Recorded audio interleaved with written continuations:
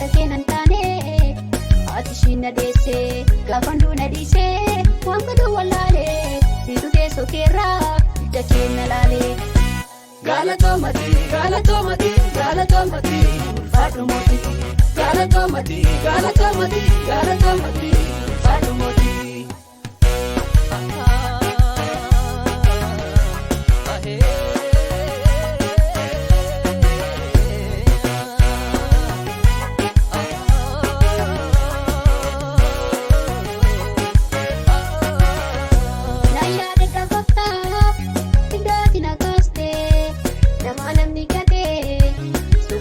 Baste bu'aa baay'ee yoo wajjin baate qofaan bara kanaan jaalate ulfaadhu waaqa koo situ na oolfate na yaada dhaabbataa iddootti na kaaste nama namni gate suuqatti na baaste bu'aa baay'ee yoo wajjin baate qofaan bara kanaan jaalate ulfaadhu waaqa koo situ na oolfate.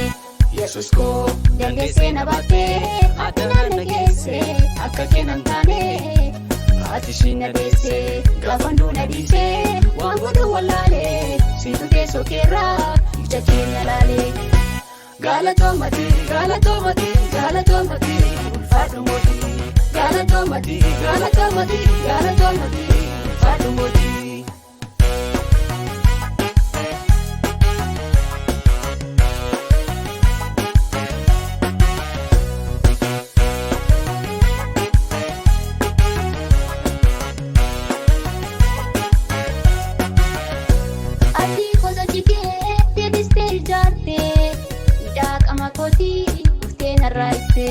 Akka nama miti garante jaalala sisimiin beektu yaa ulaarara jijjiiramuun beektu garante jaalala. Abdii gosa jigee deebistee ijaarte hidhaa qama kootii dhuftee narraa ibse akka nama miti garante jaalala sisimiin beektu yaa ulaarara jijjiiramuun beektu garante jaalala.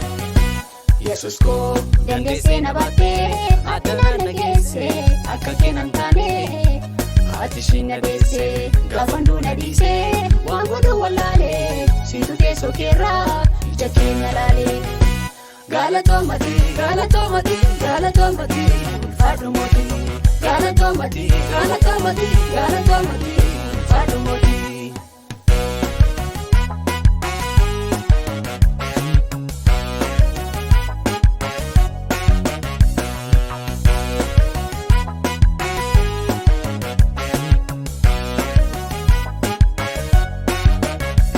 Jaalallee koo dhugaaf jaaladha gooftaa haalota simbuusuu ilaalee baroota ati naaf hin caaltaa Yesus koo hundumaa natti tolus baduus hundumaa keenyaa.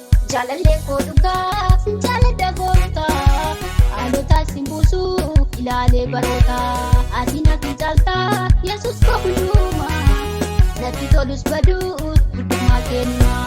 Yesus ko dandeessee na baattee ati na nageesse akka keenan taane ati shinna deesse gaafanduu na dhiise waan godhu wallaale siitu teessoo keerraa ija keenya laale.